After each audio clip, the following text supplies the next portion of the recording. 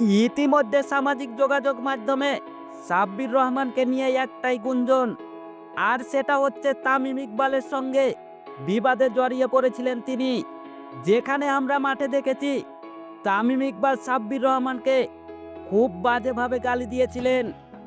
এই মুহূর্তে ঢাকা ক্যাপিটালের হয়ে দুর্দান্ত ছন্দে রয়েছেন সাব্বির রহমান। ছোট ছোট ক্যামিও ইনিংসের পাশাপাশি সাব্বির রহমান খেলেছিলেন চিটাগাং কিংসের বিপক্ষে ৩৩ বলে ৮২ রানের চোখ ধাঁধানো ইনিংস। এরপর ওই সাব্বির রহমানকে নিয়ে সামনে এক বিরাট সুযোগ। খবর পেয়েছে যুক্তরাষ্ট্রের জাতীয় দল থেকে। হ্যাঁ দর্শক, সাব্বির রহমানকে আমেরিকার জাতীয় দলের হয়ে খেলার জন্য প্রস্তাব দেওয়া হয়েছে আমেরিকান এক ক্রিকেটারের পক্ষ থেকে। যদিও এটা নিয়ে এখন পর্যন্ত মুখ খুলেনি সাব্বির রহমান। প্রিয় দর্শক, আমরা জানি আমেরিকান ক্রিকেটার সোহাম রঞ্জন ঢাকা ক্যাপিটালের হয়ে খেলতে এসেছেন। ভারতীয় বংশোদ্ভূত ক্রিকেটার গতকাল এক সাক্ষাৎকারে তিনি জানিয়েছেন, আমি যদি সুযোগ পাই বাংলাদেশ থেকে সাব্বির রহমানকে আমেরিকায় নিয়ে যেতে চাই।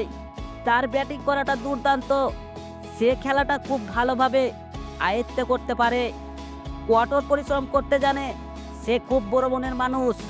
সাব্বির রহমান হয়তো এ সুযোগটা লুফে নিতে চাইবে না, কারণ বাংলাদেশের প্রতি ভালোবাসা রয়েছে তার।